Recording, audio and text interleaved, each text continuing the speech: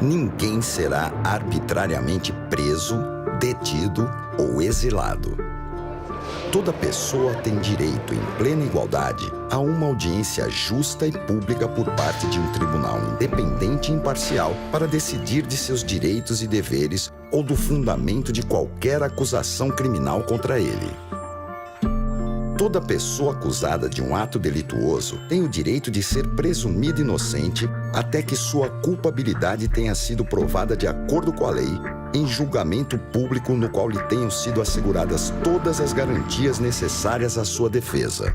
Ninguém poderá ser culpado por qualquer ação ou omissão que, no momento, não constituía um delito perante o direito nacional ou internacional.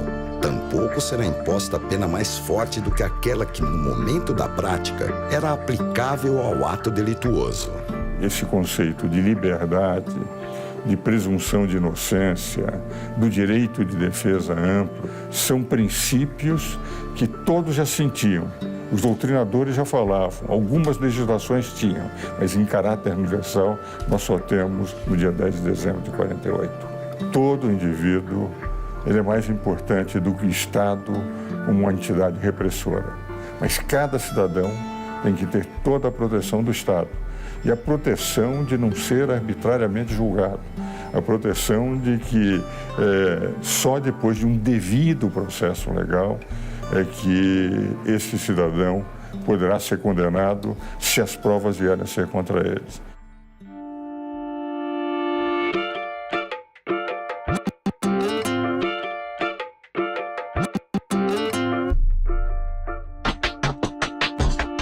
Com a Carta da Declaração Universal dos Direitos Humanos, escrita em 1948 após a Segunda Guerra Mundial, e a criação da Organização das Nações Unidas, as prisões arbitrárias feitas pelos Estados nacionais foram categoricamente repudiadas. E quanto mais esse direito é exercido, o direito do indivíduo de não ser arbitrariamente preso, sem provas, sem a devida investigação, e quanto mais a ciência avança e traz possibilidades de outras técnicas investigativas e outras técnicas de provas, essa condenação ela possa estar baseada numa comprovação científica e não só num argumento, num discurso ou num testemunho que é muito valorizado hoje, aqui, mas que se sabe no mundo todo que testemunhos não são tão confiáveis quanto a prova que não é subjetiva.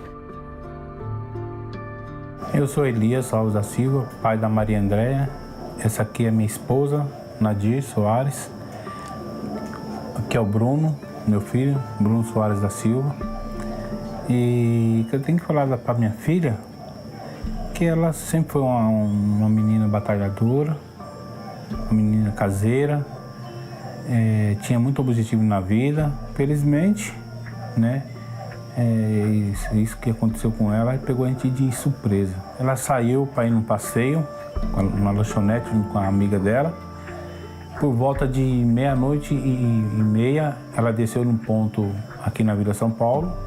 Ela pegou a rua de casa, que é a rua do Vinícius Moraes. Quando estava vindo, uma pessoa, por volta de meia-noite e 34, abordou ela e passou por frente de casa, frente aqui de casa, passou, subiu o morro aqui e levou ela para um terreno baldio, na rua Floriano Peixoto. Nós demos falta dela.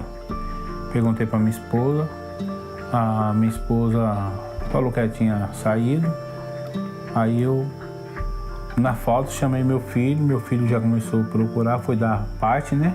Mas demorou muito para achar. Foi uma vizinha que encontrou ela, né? E falou pro Bruno, o Bruno chegou até em mim e avisou para mim que tinha achado ela, mas morta.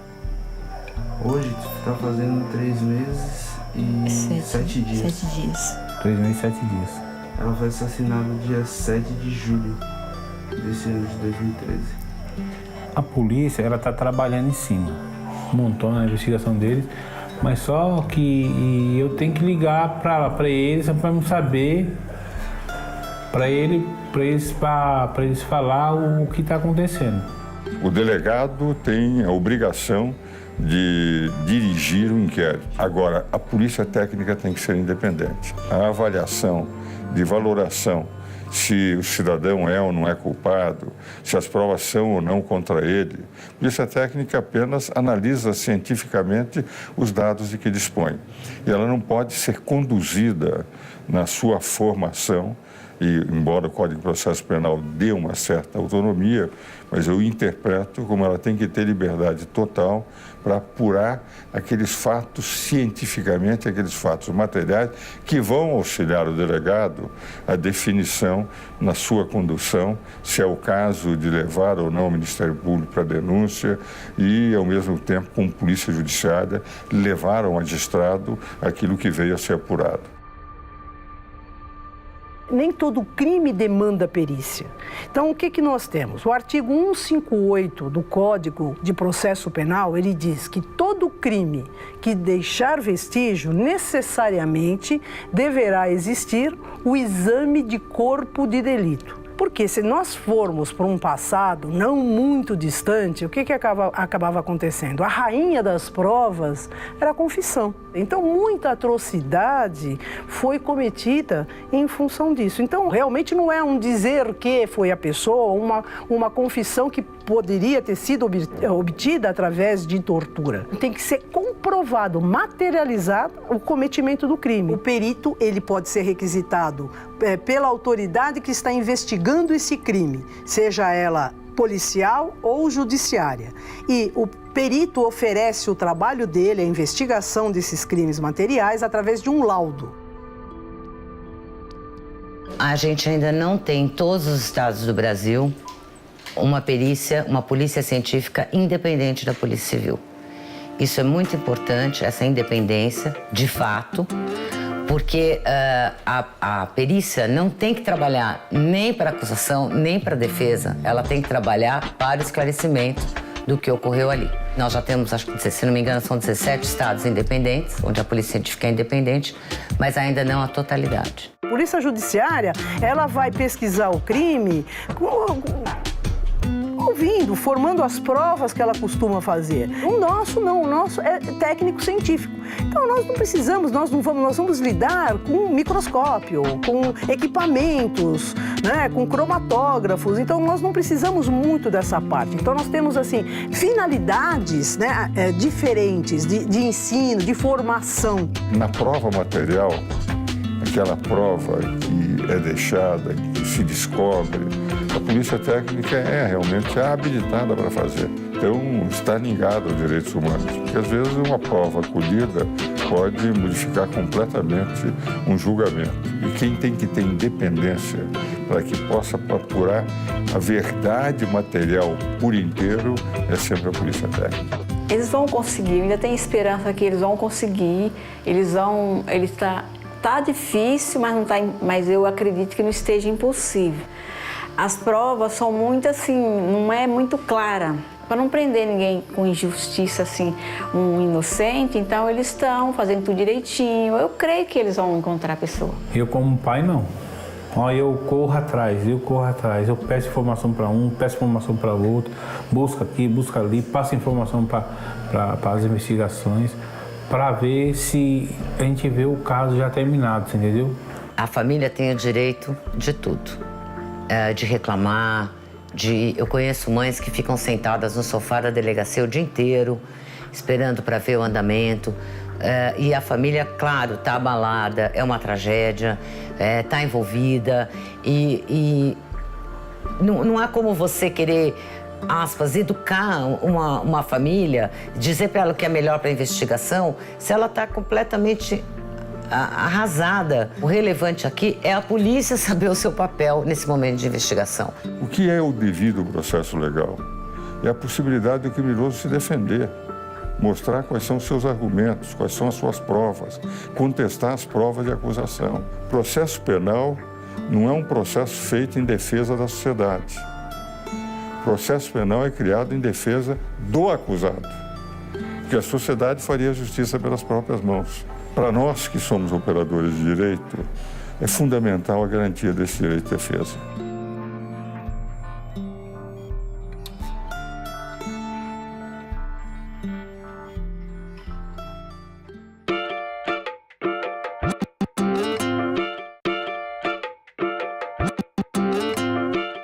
O trabalho do perito, como nós ressaltamos, ele é um trabalho isento, de isenção. Ele é marcado por isso. Então, o nosso trabalho, ele vai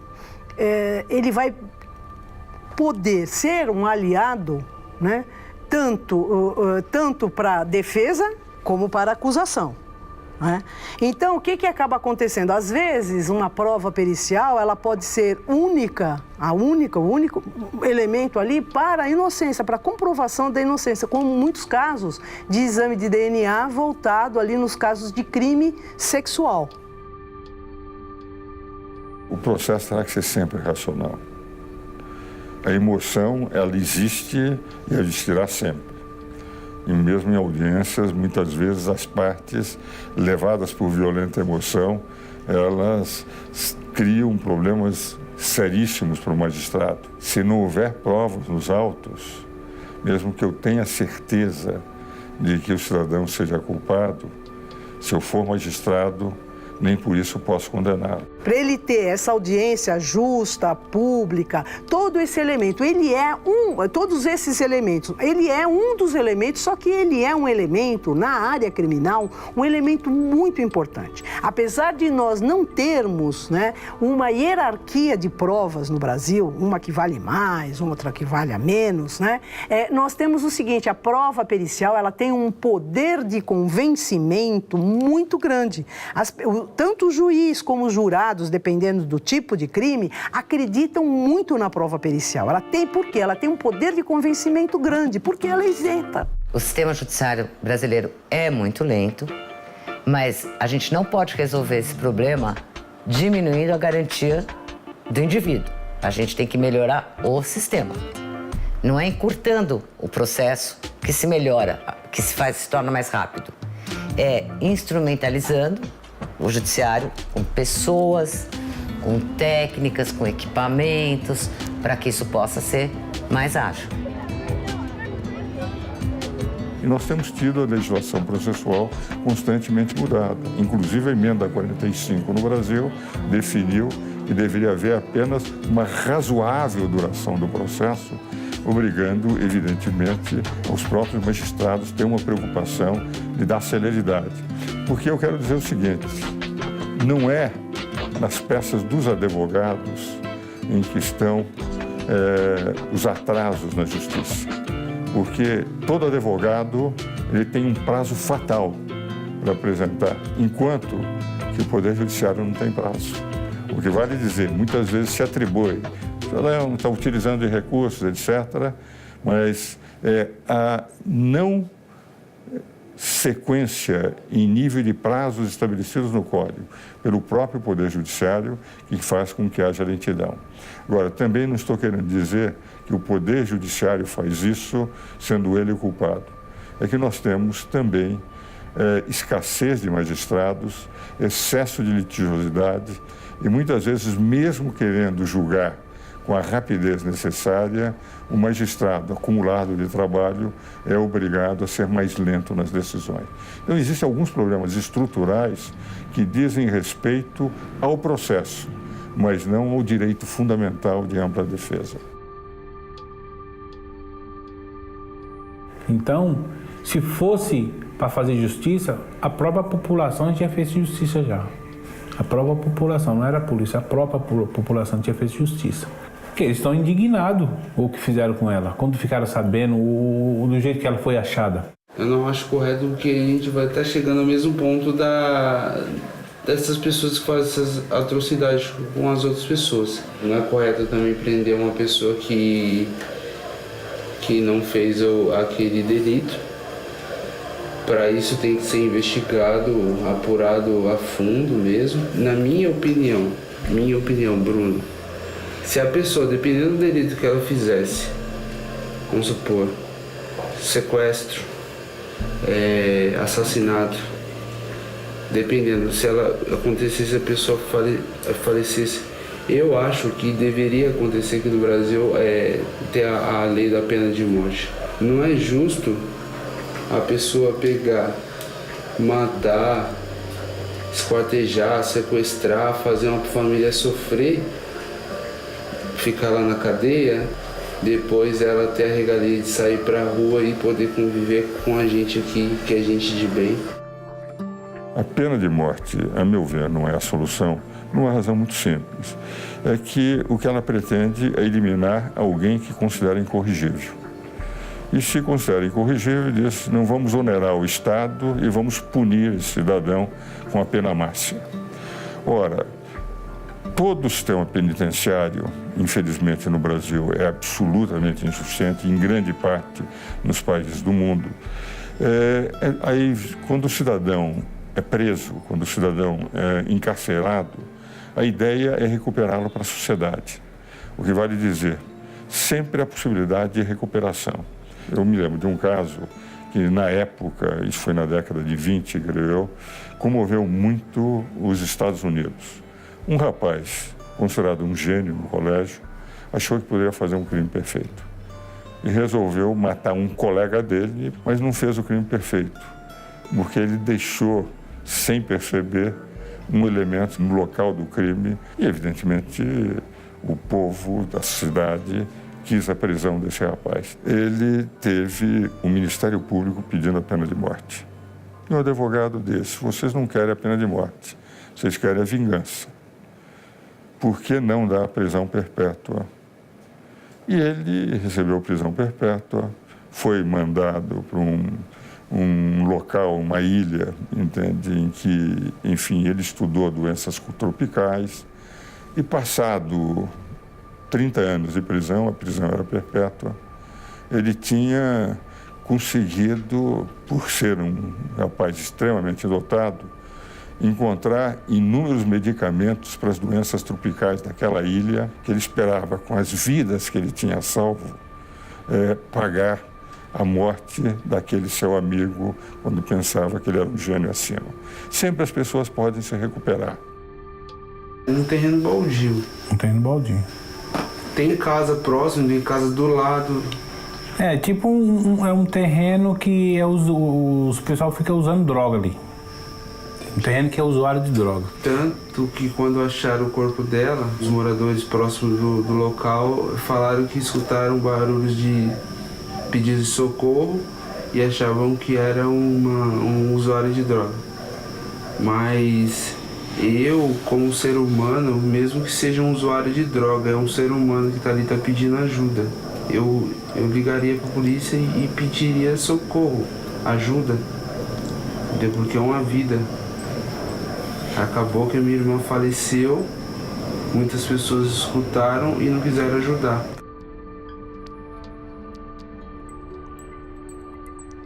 O elo entre as drogas e a criminalidade criam embates e dilemas no ponto de vista dos direitos humanos. Como enfrentar esta realidade e qual a maneira correta de proceder? Uma coisa é certa, não dá para fugir do tema. Meu nome é Karen, eu sou psicóloga, assumo a coordenação aqui do Grupo Vida e Saúde, dessa comunidade terapêutica. A gente fica localizado na cidade de Embu Guaçu, que fica localizado a mais ou menos 10 quilômetros da cidade de São Paulo. Hoje nós temos nessa unidade 52 pacientes. Desses 52, eu tenho uma variável de uns 75% que já cometeu algum tipo de crime. Desde pequeno até maior, desde cumprir pena por o artigo 157, ou mesmo dentro de casa, roubar a carteira da mãe, roubar o próprio dinheiro que está dentro de casa para poder dar continuidade ao seu vício. Eu fiz um furto devido à dependência química, onde que eu usava droga, então eu precisei roubar, né? Acabei ficando no CDP de Pinheiros 1, né? Fiquei na cela 10 lá. A sociedade está também pedindo essa mudança. A gente precisa hoje enxergar a situação diferente. Eu não acredito que proteja, que assim, tem que tomar cuidado para ver o dependente químico como um pobre coitado. Ele não é. O trabalho que a gente desenvolve é o contrário, é potencializar o que ele tem de bom e dar ferramentas para que ele consiga ir lá para fora e agir sozinho. Existe o preconceito, sim, isso é fato, né? Eu errei, mas eu sei que eu vou... Daqui para frente eu tenho a capacidade de ir mais longe.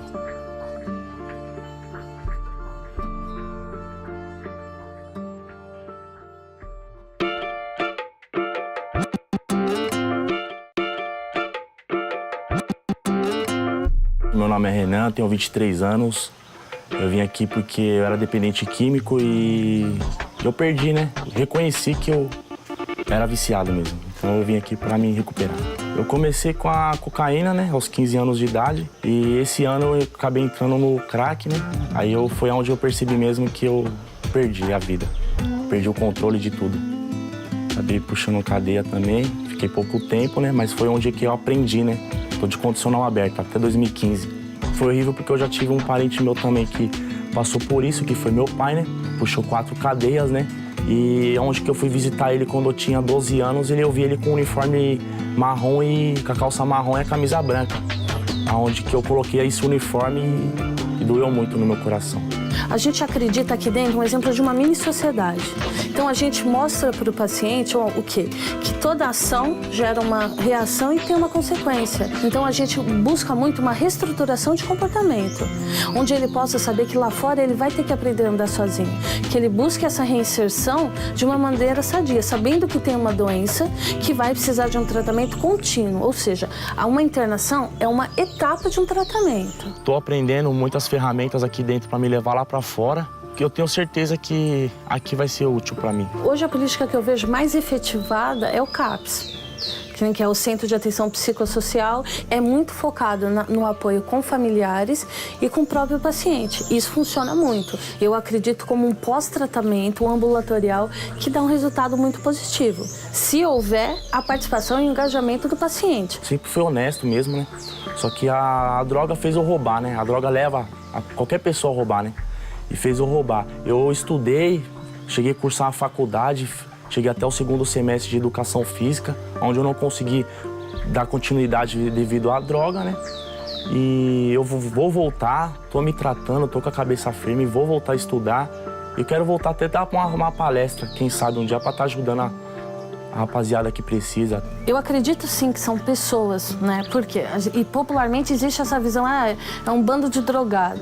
Eles pegam a degradação, né? Assim, tipo, acabou ali o ser humano? Não, o que veio antes? Por isso que eu falo, são pessoas que têm família, têm profissão, têm muito a contribuir.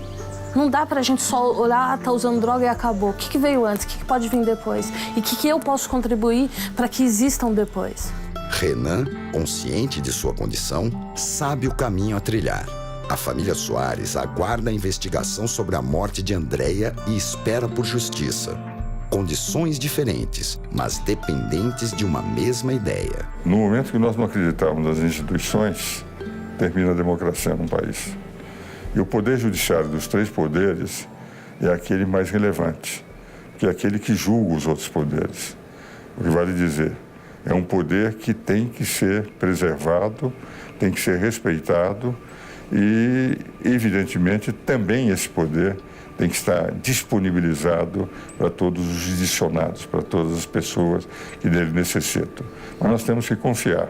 E naquilo nós achamos que o Poder Judiciário é insuficiente, pressionar os nossos legisladores para adaptar a legislação necessária para que seja mais eficiente. Eu vejo a polícia técnico-científica como uma aliada do cidadão no exercício, na garantia desses direitos, né, contidos na Declaração Universal dos Direitos Humanos, né, no exercício ali da defesa desses direitos, da isenção, né? Através da isenção do trabalho da perícia, na garantia disso, de ninguém vai ser acusado, né, indevidamente. Então a prova, né, a prova pericial, a prova material, ela vem a comprovar isso. Então não é o bel prazer de alguém, então ela materializa, ou seja, ela dificulta qualquer ação arbitrária. A gente deve acreditar na justiça, sempre duvidando dela, sempre verificando, sempre questionando. Justiça é a balança do mundo. É como a gente pode se organizar, através da justiça que a gente se organiza por uma vida em grupo. A justiça não é a misericórdia. Ela é só um caminho de estabelecer limites para uma convivência possível. Daquele que naquele momento está criminoso, mas é um ser humano. Não existe essa natureza criminoso. Existe humano e naquele momento ele está sendo processado, né? Então, para essas pessoas que tão banalmente, tão rapidamente pedem penas mais altas, diminuição de maioridade, pena de morte, diminuição de direitos de defesa, como se isso de fato fosse melhorar o mundo, tivessem mais cautela e refletissem mais e tentassem se perceber de fato como igual ao outro e não como superior.